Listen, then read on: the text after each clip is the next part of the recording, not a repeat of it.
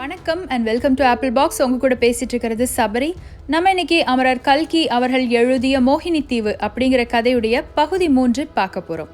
நம்ம கடைசியா என்ன பார்த்தோம் அப்படின்னா, இளவரசர் சுகுமாரர் உத்தம சோழரை சிறையிலிருந்து விடுவிக்கிறதுக்காக மதுரைக்கு கிளம்பி போறார் அப்படின்னும், அவர் அந்த இடத்துல மாறு வேஷத்துல தான் இருக்க முடியும் அப்படின்னும்.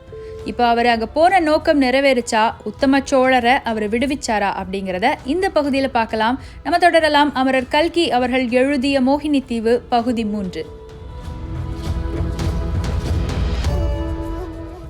மதுரையில் ஒரு தலை சிறந்த சிற்பி இருந்தார். அவரோட பேர் தேவேந்திர சிற்பி. இந்த தேவேந்திர சிற்பிக்கு திருமணமாகலை, குழந்தைங்களும் கிடையாது. அவரை பொறுத்த வரைக்கும் அவருடைய கலை தான் அவருடைய மனைவி, குடும்பம் எல்லாமே. இந்த தேவேந்திர சிற்பிக்கும் பராக்கிரம பாண்டியருக்கும் மிகுதியான நெருக்கம் உண்டு. சொல்லப்போனா புவன மோகினிய தன்னுடைய சொந்த மகள் போல நினைச்சிட்டு இருக்காரு இந்த தேவேந்திர சிற்பி. பராக்கிரம பாண்டியருக்கு இந்த தேவேந்திர சிற்பி மீது இருக்கிற நம்பிக்கை காரணமாகவும், தேவேந்திர சிற்பியுடைய சிற்ப திறன் காரணமாகவும் மதுரை மீனாட்சி அம்மன் கோவிலை புதுப்பிக்கிற பணியை இந்த தேவேந்திர சிற்பி கிட்ட தான் பராக்கிரம பாண்டியர் கொடுத்திருக்கிறாரு. இந்த தேவேந்திர சிற்பியுடைய சிற்ப கூடத்துக்கு ஒரு நாள் ஒரு இளைஞன் வராரு. அந்த இளைஞன் தேவேந்திர சிற்பி கிட்ட தன்னுடைய பெயர் மதிவாணன் அப்படின்னும், தான் ஒரு சிற்பக்கலை தெரிந்த இளைஞன் அப்படின்னும், சோழ நாட்டுல இருந்து வந்திருக்கிறதாகவும், சோழ நாட்டுல இப்ப எந்த சிற்ப பணியும் நடக்காததுனால தன்னுடைய கலைத்திறனை காட்டுறதுக்காக வேற யார்கிட்டயாவது வேலை தேடி அலையிறதாகவும் சொல்றாரு. முதல்ல தேவேந்திர சிற்பி சந்தேகப்படுறாரு.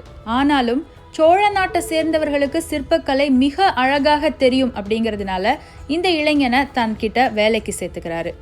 வேலைக்கு சேர்ந்த கொஞ்ச நாள்லயே இந்த இளைஞன் உண்மையாகவே திறமையான ஒரு இளைஞன் அப்படின்னும், சிற்பக்கலையில தலை சிறந்த ஒரு ஆள் தான் அப்படின்னும் தேவேந்திர சிற்பி கண்டுபிடிச்சுக்கிறாரு. அடுத்ததா இந்த இளைஞன் மதிவாணனை பத்தின செய்தி அந்த சிற்பக்கூடம் முழுவதும் தெரிய வருது. இந்த பக்கம் தன்னுடைய கன்னி மாடத்துல சதா சர்வகாலமும் வருத்தமாவே உட்கார்ந்துட்டு இருக்கிறாங்க புவன மோகினி.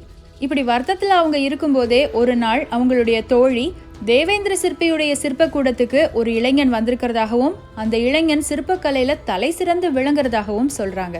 இதை கேட்டதும் தான் புவன மோகினிக்கு ஞாபகமே வருது, தான் தன்னுடைய இன்னொரு அப்பா மாதிரி நினைச்சிட்டு இருக்கிற தேவேந்திர சிற்பியை போய் பார்த்து ரொம்ப நாள் ஆச்சு அப்படின்னு. உடனடியா அவரை போய் சந்திக்கிறதுக்கான எல்லா ஏற்பாடுகளும் பண்றாங்க. தன்னுடைய சிற்பக்கூடத்துக்கு பாண்டிய இளவரசியான புவன மோகினி வரப்போகிற விஷயம் தேவேந்திர சிற்பிக்கும் சொல்லப்படுது. ரொம்ப நாள் கழிச்சு தன்னுடைய மகள் போல நினைக்கிற இந்த புவன மோகினி சிற்பக்கூடத்துக்கு வரப்போற அந்த மகிழ்ச்சியான செய்திய முதல்ல போய் மதிவாணன் கிட்ட சொல்றாரு தேவேந்திர சிற்பி. மதிவாணனுக்கு இதை கேட்டதும் என்னவோ ஒரு மாதிரியான கலக்கம் தன்னுடைய மனசுல. உத்தம சோழருக்கும் பராக்கிரம பாண்டியருக்கும் இப்படி ஒரு மனக்கசப்பும் இந்த மாதிரியான சம்பவங்கள்லாம் நடந்ததுக்கு பின்னாடி தனக்கு எப்படி அந்த பாண்டிய இளவரசியை சந்திக்கிறதுக்கு மனசு வரும்? கண்டிப்பா அவங்கள சந்திக்கிறத தவிர்க்கணும் அப்படின்னு சொல்லிட்டு தேவேந்திர சிற்பி கிட்ட போய் ஒரு பொய் சொல்றாரு. அதாவது தான் தன்னுடைய குருவுக்கு ஒரு வாக்கு கொடுத்திருக்கிறதாகவும், பெண்களுடைய முகத்துல முழிக்கவே மாட்டேன், அப்படி எந்த பெண்ணுடைய முகத்திலேயாவது நான் முழிச்சேன் அப்படின்னு சொன்னா என்னுடைய சிற்பக்கலை எனக்கு மறந்து போயிடும் அப்படின்னு சொல்றாரு. கேட்கறதுக்கு விசித்திரமா இருந்தாலும் அது அவனுடைய தனிப்பட்ட விஷயங்கிறதுக்காக மதிவாணனுடைய வார்த்தைக்கு மரியாதை கொடுக்கிறாரு தேவேந்திர சிற்பி. அந்த நாளும் வருது. புவன மோகினி அந்த சிற்பக்கூடத்துக்கு வர்றாங்க. தேவேந்திர சிற்பியை சந்திக்கிறாங்க. மதிவாணன் செய்து வைத்த சிற்பங்களை எல்லாம் பார்த்து, இந்த சிற்பங்கள்லாம் இத்தனை அழகா இருக்கே, இதெல்லாம் செஞ்ச அந்த இளைஞனை நான் பார்த்தே ஆகணும் அப்படின்னு சொல்றாங்க. புவன மோகினி கிட்ட மதிவாணன் தாங்கிட்ட சொன்ன எல்லாத்தையும் சொல்றாரு தேவேந்திர சிற்பி. புவன மோகினிக்கு இதுலெல்லாம் நம்பிக்கையே வரல. தேவையே இல்லாத வேற ஏதோ ஒரு விஷயத்துக்காக தான் அந்த இளைஞன் தன்னை சந்திக்கிறத மறுக்கிறான் அப்படிங்கறத அவங்களுக்கு புரிஞ்சுக்க முடியுது. அதனால அவங்க ஒரு யோசனை பண்றாங்க. நான் ஒரு ஆடவன் மாதிரி வேடம் அணிஞ்சு உங்களுடைய தம்பி பையன்னு சொல்லிட்டு வரேன், நீங்க என்ன அவனுக்கு அறிமுகம் செய்து வைங்க அப்படின்னு சொல்லி கேட்டு பாக்குறாங்க புவன மோகினி. நான் தான் ஏற்கனவே சொன்னனே, தேவேந்திர சிற்பிக்கு புவன மோகினின்னா உயிர்னு. அவங்க கேட்டு வேண்டான்னு சொல்லுவாரா? கடைசியா புவன மோகினி ஒரு ஆண் போல வேடமிட்டு வர்றாங்க. தன்னுடைய பெயர் கோவிந்தன் அப்படின்னு சொல்லியும், தேவேந்திர சிற்பியுடைய தம்பி மகன் அப்படின்னு சொல்லியும் அறிமுகம் செய்துக்கிட்டு மதிவாணனோட பழக ஆரம்பிக்கிறாங்க. முதலா மதிவாணனை பார்த்த உடனேயே புவன மோகினிக்கு அவர் மேல ஒரு நல்லெண்ணம் உண்டாகுது. ஒரு சில நொடிகள் அவரோட பேசின உடனேயே அவரை பிடிச்சும் போகுது. அவரை பார்க்கணும் அப்படிங்கிறதுக்காகவே தொடர்ந்து கோவிந்தனா மாறி தினம் அந்த சிற்பக்கூடத்துக்கு வர ஆரம்பிக்கிறாங்க. புவன மோகினியை பொறுத்த வரைக்கும் மதிவாணன் அப்படிங்கிற இந்த சிற்பி மேல அவங்க வச்சிருக்கிறது காதல். மதிவாணனை பொறுத்த வரைக்கும் இந்த கோவிந்தன் அப்படிங்கிற ஆண் தன்னுடைய நண்பன். நான் மேற்சொன்ன இந்த சம்பவங்கள்லாம் நடந்துட்டு இருக்கும்போதே இடையில அந்த சிற்பக்கூடத்துக்கு ஒரு ஒற்றன் வருவாரு. அடிக்கடி அந்த ஒற்றன் அங்க வந்து இங்கே ஒரு புது இளைஞனை நான் அடிக்கடி பார்க்குறேனே, அவன் யாரு? சோழ நாட்டில இருந்து தானே வந்திருக்கான். அவனுடைய அப்பா அம்மா யாரு? இப்படியெல்லாம் விசாரிச்சுக்கிட்டே இருக்காரு.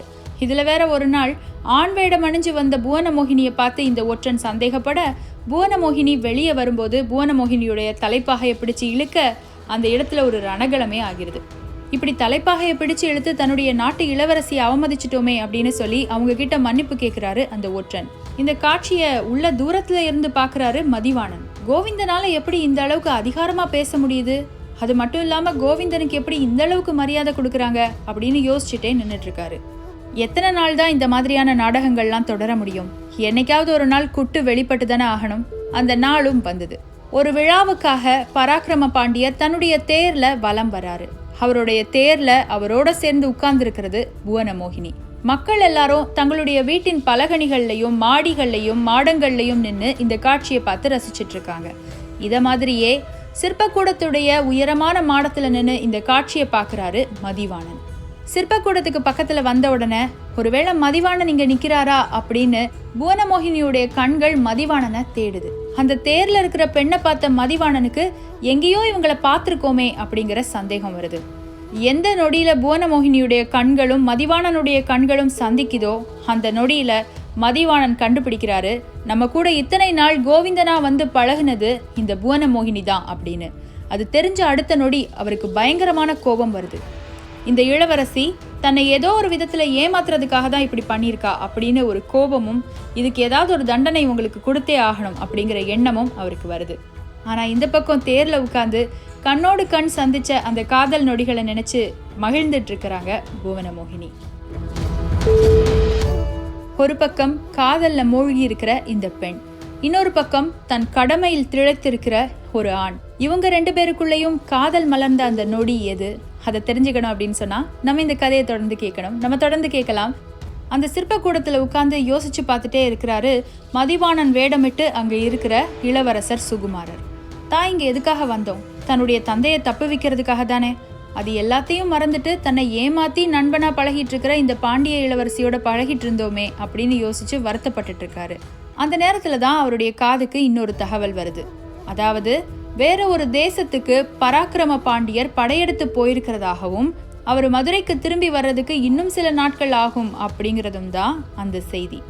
இதை விட நல்ல சந்தர்ப்பம் கிடைக்கவே கிடைக்காது. எப்படியாவது இந்த சந்தர்ப்பத்தை பயன்படுத்திக்கிட்டு உத்தம சோழரை விடுவிச்சு கூட்டிட்டு வரணும்னு முடிவு பண்றாரு சுகுமாரர். அன்னைக்குன்னு பார்த்து வேடம் எதுவும் அணியாம தன்னுடைய உண்மையான பெண் ரூபத்துல அந்த இடத்துக்கு வர்றாங்க புவனமோகினி. மதிவாணனை சந்திச்சு மன்னிப்பும் கேட்டுக்கிறாங்க. ஆனா மதிவாணனுடைய முகம் வாடியே போயிருக்கு. எதுக்காக அந்த முகம் வாடி போயிருக்கு அப்படின்னு கேள்வி கேட்குறாங்க புவனமோகினி.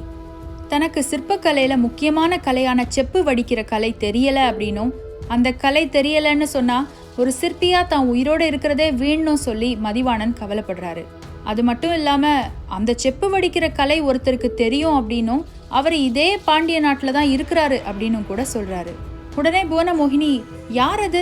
யாரா இருந்தாலும் சொல்லுங்க, நான் உங்களுக்கு உதவி செய்யறேன். உங்களுக்கு தெரியாத அந்த கலையை உங்களுக்கு பயிற்றுவிக்கிறதுக்கு நான் உங்களுக்கு கட்டளையிடுறேன். எனக்கு அந்த உரிமை இருக்கு அப்படின்னு சொல்றாங்க.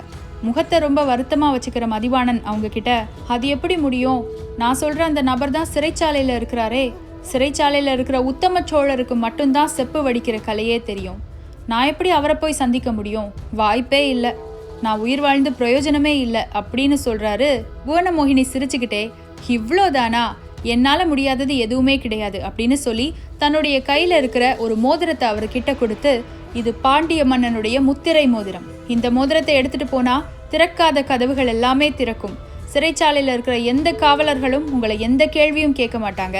இந்த மோதிரத்தை எடுத்துட்டு போய் நீங்க உத்தம சோழரை சந்திச்சு அவர்கிட்ட அந்த கலையை கத்துக்கிட்டு திரும்பி வரலாம் அப்படின்னு சொல்றாங்க. இதுக்கு தானே மதிவாணன் இவ்வளவு நேரம் காத்துக்கிட்டு இருந்தாரு. அந்த மோதிரத்தை தரும்போது வேண்டான்னா சொல்ல போறாரு. ஆனா எந்த நிமிஷம் புவனமோகினி கையில இருந்து அந்த முத்திரை மோதிரத்தை வாங்குறாரோ அந்த நிமிஷம் அந்த நொடி அவருக்கு அவங்க மேல காதல் பிறக்குது. ஏன்னா முத்திரை மோதிரம் அப்படிங்கிறது நம்பிக்கையின் அடையாளம். யார் என்னன்னே தெரியாத தன் கையில தனக்காக இந்த மோதிரத்தை இந்த பெண் தர்றானா எந்த அளவுக்கு நம்ம மேல நம்பிக்கை வச்சிருப்பா அப்படிங்கிற எண்ணம் அவளுக்கு நம்ம துரோகம் இழைக்க போறோமே அப்படிங்கிற வருத்தத்தை தருது. ஆனா அதே நேரத்துல தன்னுடைய நாட்டை காப்பாற்ற வேண்டிய கடமையும் இருக்கு. காதலா கடமையா? அடுத்ததா இளவரசர் சுகுமாரர் என்ன பண்ண போறாரு? உத்தம சோழரை காப்பாற்ற போன இடத்துல அவர் மாட்டிக்கிட்டாரா இல்லை வேற எதுவும் பிரச்சனை வந்ததா? இதெல்லாம் நம்ம தெரிஞ்சுக்கணும் அப்படின்னு சொன்னால் பகுதி 4 சந்திக்கணும். கூடிய சீக்கிரம் பகுதி 4 சந்திக்கலாம். அதுவரை உங்களிடமிருந்து விடைபெறுவது சபரி. நன்றி, வணக்கம்.